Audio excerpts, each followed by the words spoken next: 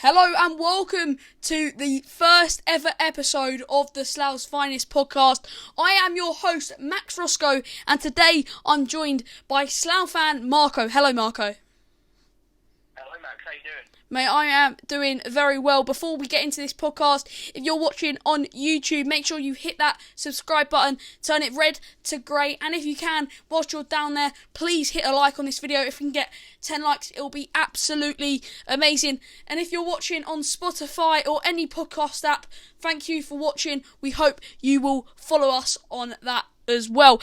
And just before, one little note, we'd like to thank our sponsor for 2021, Mark's Motor Magic. You can find him at facebook.com/Mark's Motor Magic. So Marco, let's move right on to the podcast. So obviously Slough have not started the season the best. We done it last season as well.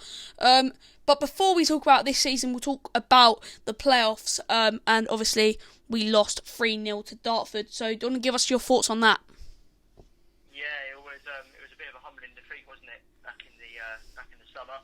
I think most of us thought we'd at least maybe keep it to maybe one or two goals, but yeah, certainly to be humbled. In the second half, like we were, was a little bit disappointing.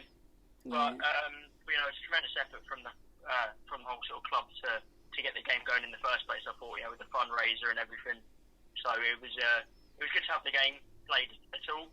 I myself helped out a little bit as well, putting all the sort of COVID precautions in the ground. So I did my little bit, but Aid and all the rest of the team there did a tremendous job to get that game going. It was just a shame we couldn't live on the pitch in the end. Yeah, as you just said, all Slough fans and Slough board and management committee all helped out. I think I saw your flag behind the goal, my flag was behind the goal. So obviously it's behind closed doors due to Corona, but in a way we were there in spirit. Where we would stand, our flags were there. So obviously, I know I watched it in the wheat sheaf. Obviously, you could see my emotion in my vlog. I don't know where you watched it, Marco. Yeah, I watched it at home. Yeah. So again, it wasn't the same. Obviously, we'd all love to be in Albert Park, and I'm sure we'd have got that ground rocking with all the terraces packed up. But yeah, it was an awful shame. But I think in retrospect, maybe it was a bit too soon. Look at the quality of Hartford; they were, they're a tremendous side. A lot of them full time as well. So that squad depth is obviously they've got a squad of about 22. We can't really match with that with our sort of finances. So naturally, we're going to struggle from the get go. But yeah. Yeah, I know where you just talk. Yeah. So I know where you just talked about finances. Obviously, Let Fans In was a big movement. During the end of not really end, but during when COVID had its, we should say, dip. So pretty much what happened was there was a worldwide pandemic, and they closed all football grounds, which was obviously respectful due to what was going on in the world. And then it got to a point where theatres were opening, gyms were opening, and the football wasn't opening. So me, Dorking Wanderers, and another loads and loads of clubs, and then they got backed by the EFL. They finally said, we'll do this movement, #Let Fans In. It went to Parliament, and guess what? They've done it. They let fans in. It's only been going a week. But to be honest, there's fans in. Obviously, Slough in Tier 3. We don't know if they're going to be coming out. And then London and Essex, stuff like that, are looking to be going into Tier 3 when they announce the new tiers. But let's just talk about the money. Obviously, the National Lottery are pumping in some money for some funding. But do you feel scared about the future of our football club financially? I do a little bit, to be honest. And speaking with some people close to the club, it is quite a sensitive subject to the minute. We don't know when our finances are going to become normal again. It could be another year at least before things properly stabilise for us if we get the fans back. Because we're on the back foot, like I say, all the tiers. Other clubs are already starting to have some fans back and getting some good home attendances, but we can't obviously do that, and I don't see that situation changing for the next month or so. So it's going to be a tough winter period for us to get through. But Sloughs got through far worse as a club, and I'm sure we'll come out of it on the other side as a club still playing some good competitive football. So hopefully that's what we end up doing. But yeah, like you say, it's gonna be a tough one to get through all the other clubs. But luckily we've got the national lottery, as you mentioned, helping out, and yeah, that will help. Yeah, and obviously you said pre-playoffs, the club had to do a fundraiser to actually get enough money to compete in the playoffs. Which, that point you have to be asking the National League questions, sort of, and going like, you're making these clubs pay for money. And I know, who was it, Bakes and Unders, one of them said we would have benefited more if the game was away. So yeah, exactly. Apparently the club, I'm not going to say much into detail. I know, like, obviously the club have come out and said they invested how much into the playoffs, and then they got like, I can't remember the actual amount, but they only got a certain amount back, and it was obviously a loss. But yeah, financial times is really hard for these non-league football clubs. Do you think? Yeah. So do you, like, as you can saw today, I'm wearing the new goalkeeper top. And as there was a club shop open today, I think Marco, you went as well. I did indeed, yeah. What did you buy, Marco? I got some new posters, and I got some face masks, and I had a little look at the programs. But I actually had all the programs that were already there. So yeah, it's got some little bits and bobs. But it was good to see some familiar faces, and yeah, help out the club a little bit as well during this sort of time. So yeah, it's good. Yeah, so obviously I bought this shirt. Marco bought his bits and bobs from the club shop, and it's great seeing that, because the club is really on. We're not getting much money through the stream, and that's another thing. I think most Slough fans, like before, as you were saying, he was like there wasn't many. I think, was it against Walsall in the FA Cup? I think it was. I just remember I was watching the YouTube videos. I wasn't even alive, I don't think. And they were just chanting, "All we want is a stadium in Slough." And now Slough Borough Council have built Arbour Park. We've got our own stadium, and that was probably the worst time of the football club, including losing Wexham Park. We still survived. We're still here. We still serve with honour. I'm old enough to remember those days, and yeah, I'm 22 myself, so yeah, I'm old enough to remember just about Wrexham Park, and then I'll move to Windsor. When we were basically homeless, and yeah, they were not good times for the club. They were, we were getting battered a lot of the weeks, by teams. I remember a defeat with AFC Wimbledon. It was around 8-9-0. Yeah. It was a tough time. Yeah, I think I know a Slough fan, and he actually says Slough played Wickham in the FA Cup, and if you don't know, in the olden days, Wickham and Slough were obviously in the same league, and it was a big rivalry. And when I got to, I know a few Wickham fans go like, "Yeah, we're rivals." They go like, "Who are Slough? Who are Slough?" But then if you look into the history, like, we've beat Wickham. So I don't know when the FA Cup game was, but there was an FA Cup game at Wickham's old ground, or Adams Park, and he said he weren't allowed in. Was there any games that at Slough you weren't allowed in for being like naughty or whatever? Oh no. I think I was about 5, so I don't know if I was up to any sort of naughty business then. But no. I certainly remember big crowds though. I remember Mansfield when we were at Beaconsfield. That was a massive game.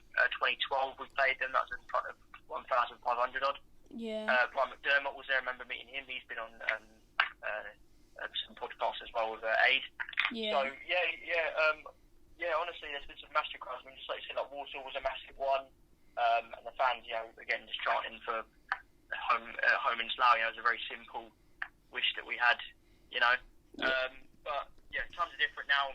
We're lucky to have our nice new facility, and things are on the up. Hopefully, we get through this tough Corona period, and we should hopefully be a bit stronger for it. But yeah, we'll see what happens. Yeah, hopefully we come out even stronger and better.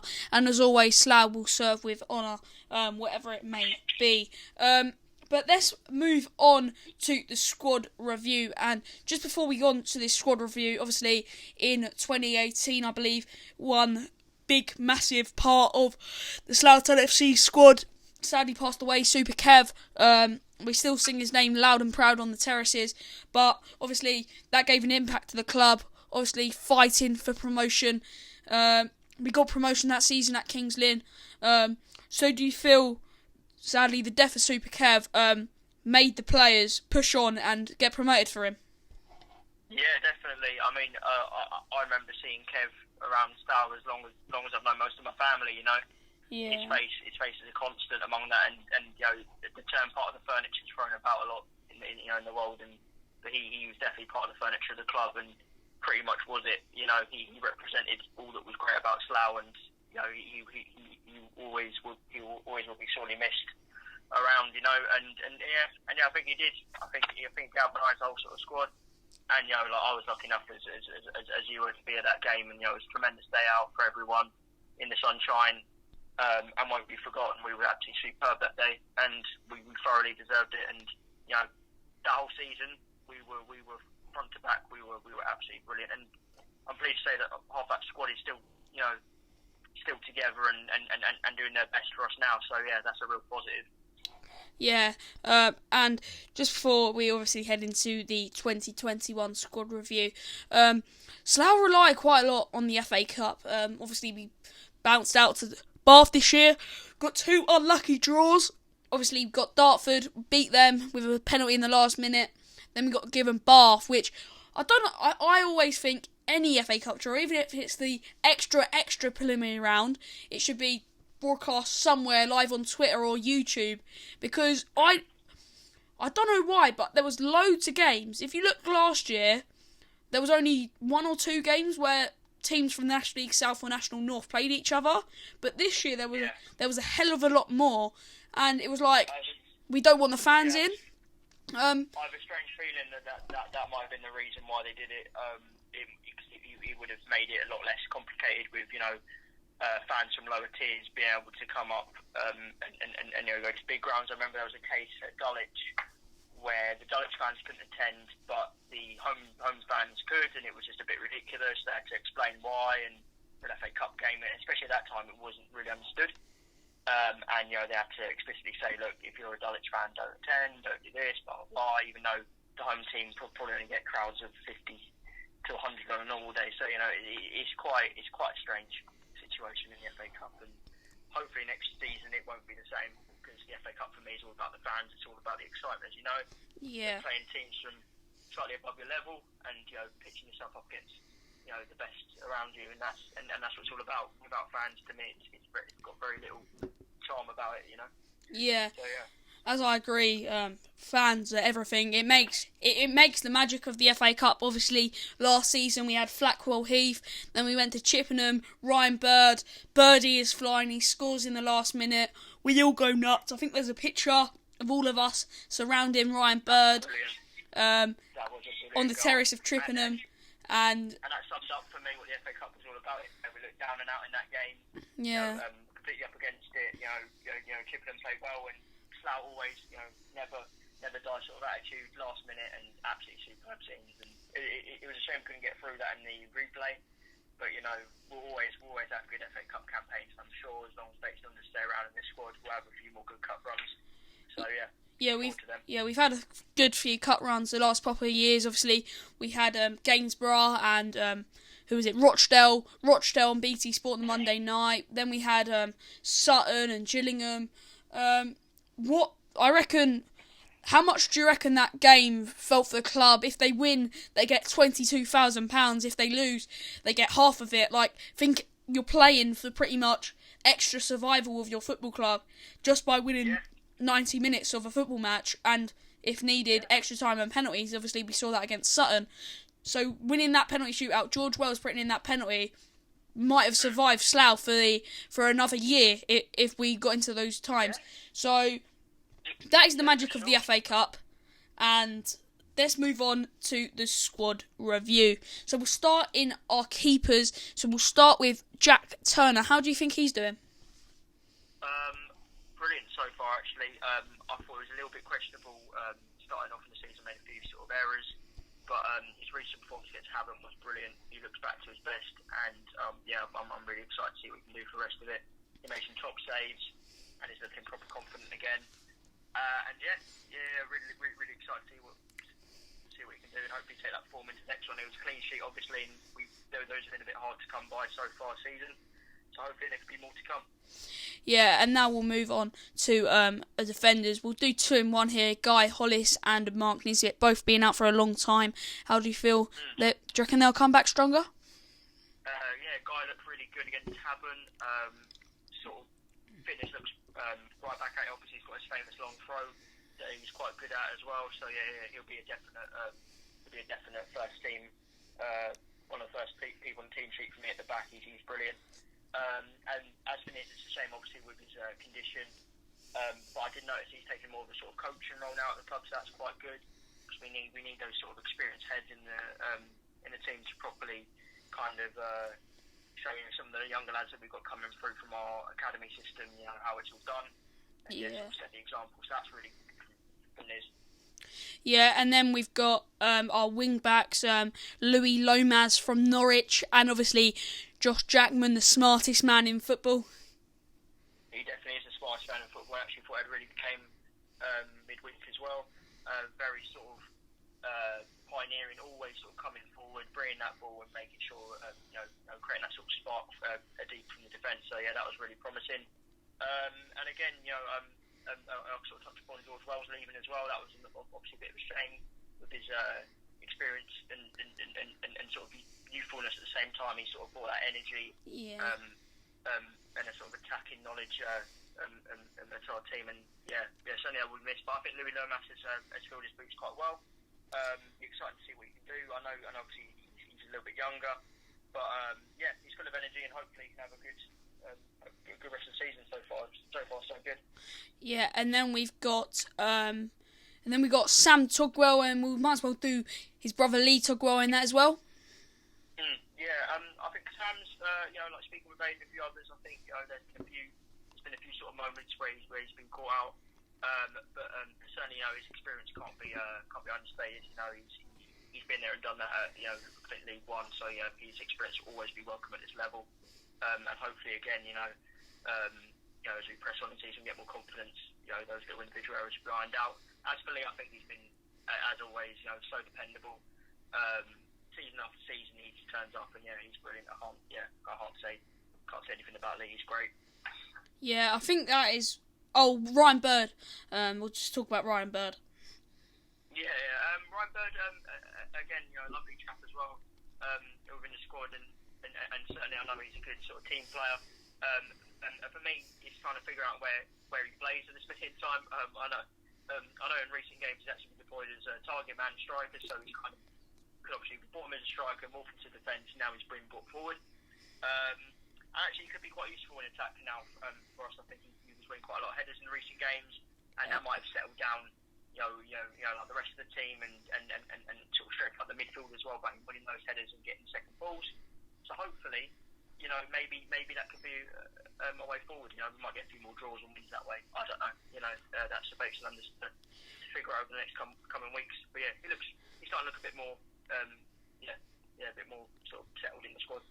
Yeah, I hope I haven't missed out any defenders, but we'll now move on to the midfield, and we'll start off with Aaron Cool, Matt Lynch, and Cameron Mclib, and we'll go for Jack Mcknight as well. I think Aaron Cool's a great place to start. I personally really like him. I think he's very exciting. You can tell that he's coming from this certain good professional level from Reading, and that's clear in his way that he sees the game. He's very exciting. It reminds me a lot of Scott Davies, the way he sort of knocks the ball about. Definitely got a calm head and creates up from nothing. So hopefully, as his fitness sort of develops as well, he could be a real strong player in there. What was the next player you want to talk about? We'll go for Matt Lynch next. Matt Lynch, always a favourite of mine. Actually love Matt Lynch. I think he's always for me that player that's again create something out of nothing. And I think he's really come into his own in recent games. Again, like most of our team, had a bit of a slow start, and I think I had kind of dropped a little bit. But Lynchy, he's actually class when he's on song. He's really great against Havant, and I think we're unlucky not to get a few assists from him, or even a goal the other night. He was brilliant. So again, excited to see what we can come up with. Yeah, we'll go on for our new signings, Jack Mcknight and Cameron Mclib. Yeah, Jack Mcknight, exciting player, sort of like Matty Lynch in the sense that he again create quite a lot. I think he's obviously been quite unlucky with his injuries as of recent, but I know that he wants to join the club for the away fans. So hopefully, when in the season when we can get the away fans back in the terraces and probably show them what sort of club that we are. Again, similar to Ryan Bird, has joined the club from a serious injury, so hopefully, his fitness can sort of recover and get back to the level that he wants. But certainly there's potential you can see in him. Yeah, and I think that's it. Oh, Ollie McCoy. We'll go for Ollie McCoy as well. I'll be honest, I haven't seen as much of him. We saw him against Bracknell. That was it. Again, we'll have to wait and see on that one if he gets a bit more game time. But I'm sure it's a long old season, and it's like based on what you were saying the other day, there'll be a big fixture congestion once all these sort of postponed fixtures all come into play toward the end of the season. So I'm sure there'll be plenty of opportunity for a wider squad to play. And like I say, we don't have a massive squad anyway, so I'm sure we'll get his chance. Yeah, we've only got about 9 minutes left on this recording, or else we're going to get timed out. So we'll just go quickly on Warren Harris and Max Woolsfold. Yeah, Max Woolsfold again. I had a little chat with him on Wednesday, and I think sadly he's got a bit of an injury to him. So hopefully we can see him in a couple of weeks afterwards. But that's a shame with him. And I thought he was having a good sort of phase in the season as well, starting to create quite a lot. Hodges I really like. Hodges I think sort of a little bit reminiscent of Dobbo, where he can kind of create and create some good chances, very very quick with his feet, and hopefully he can have a kick on, have a good sort of a mid-season as well, so that'd be good. And then I suppose we want to touch upon strikers, don't we? Yeah, so strikers will go with Ben Harris and Dan Roberts. Yeah, Ben Harris obviously probably our most important striker. Yeah, definitely. Intimidating the opponent. He knows how to get under people's skin, which is brilliant at this level, because you can unsettle defenders, and you can sort of get results out of nothing, and seemingly like tough sort of away games. Very very important. Wickham Torquay sort of comes to mind, where sadly he got misjudged with a gesture that wasn't a gesture that was seen, but. You're tremendous footballer, got loads of energy, and he'll be great. And then Dan Roberts, kind of similar, but obviously opposite in terms of aggression and a bit more mellow. But he's got the pace, and he can quickly latch on and be a bit more of a poacher, and can finish from pretty much anywhere as we've seen from him. So he's a very good very good player to have about. Yeah, so we'll just quickly, we've got about 7 minutes left, or else we're going to get timed out here on this Spotify podcast. So, we'll go for the players underperforming. Is there any for you? I wouldn't say underperforming, because I think that's quite harsh given the circumstances of the season, and I think the squad in general, I can't criticise too much, because again what we're going through, and in terms of the fixture list is always chopping and changing. I'm sure that affects training and all that. I'd say some individual areas from Sam, but again, he'll pick up. He's a tremendous footballer, and again, even Jack, he made a few mistakes, at the start of the season. But like I said, I would then argue that he could potentially be one of our top performers by the end of the season, because like I say, they can pick up performances so quickly. So. Yeah, I wouldn't say there's any outright underperformers, but I'd certainly say that there was some. Would you say there's any underrated players? Yeah, definitely. I would say Hollis, since he's come in, certainly looks to be quite an important player going forward, and one that we've probably underrated in the past.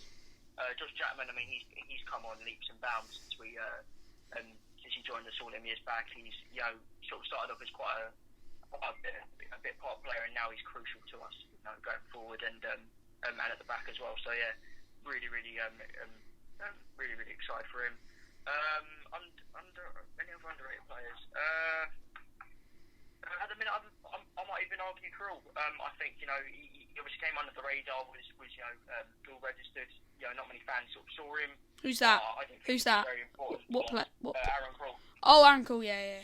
Aaron Krul. So I think it'll be really important to us in the next few seasons. So I would say those sort of players. Yeah, so as you can say, we've got a nice little squad. Obviously, if there's an injury, it main impacts the squad. And I just want to say something about what I saw on the live stream at Chippenham. What I saw was we've been on a really, really bad losing streak. Well, we haven't had a win in ages. And then as soon as Ben Harris comes back to the dressing room, yeah. We're playing like we're Barcelona. If I'm honest, for that first half, we were playing well. Ben Harris comes on. Ben Harris comes on. I don't know what the score was when Ben Harris came on. I think it was 1-0 down. Was we 2-0 down? Yeah. I mean, it was all quite quick, wasn't it? I mean, no reason I didn't put him in my underrated list. That's because we all know what he can do, can't we? We all know that he's such a character in that dressing room, and that he can come in and make a difference.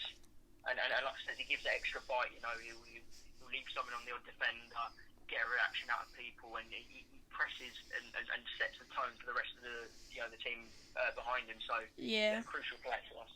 Yeah, so that's what I thought. Soon as Harris is back in the dressing room, I just see a little bit of an impact. But yeah, he comes on and scores in that game, and then sadly he gets injured. So obviously we're going to talk round this podcast up. So I just want to ask you a quick question. Who do you reckon will be the best player of the season? Yeah? And who do you reckon, where do you reckon the Rebels will finish this season? I'll probably answer that. Okay, so I'll start with the last one actually. I think we're going to finish, being realistic, maybe 12th, 13th. Okay. I would say we're definitely looking at a strong mid-table finish. I think maybe not even strong. I don't know. I'm just being realistic. I would say player of the season. I'm hoping. Who would I go for? I would say, judging by previous games, maybe Hodges. Yeah. I know I quite like the look of him, and hopefully, going forward, we're definitely going to need to create a bit more. So hopefully, I can see Hodges becoming our player of the season. I think we definitely need some creativity and goals out of somewhere, and hopefully he can provide that. But yeah. I reckon our player of the season. If he was going to be fit, I reckon it would have been Jack Mcknight. But yeah, I've got to agree with you on Paul Hodges. He started amazingly, and I reckon Sloughs will get about an 8th or 9th. I predicted them 5th or 4th. I think. In my predictions, but that was I already made them before the start of the season. I just uploaded them a few weeks into it. But now I'm going to say about 8th or 9th. I think it will be like the situation in our first season will be maybe 3 or 6 points, around the playoffs. But obviously we won't get it. So I'd like to thank you, Marco, for coming on the podcast today. No, I'm honoured to be the first on. Yeah, thanks for having us. Yeah, and we'll be having some very, very big names from YouTubers to professional footballers. And if you want to be involved with the podcast, please email me. It is vlogsslowtown@gmail.com. So thanks to everyone that's watching. Again, if you can hit that subscribe button, hit the like button, it'll be much appreciated. This has been the first episode of Sloughs Finest. And Marco, you are definitely Sloughs Finest. See you later, guys.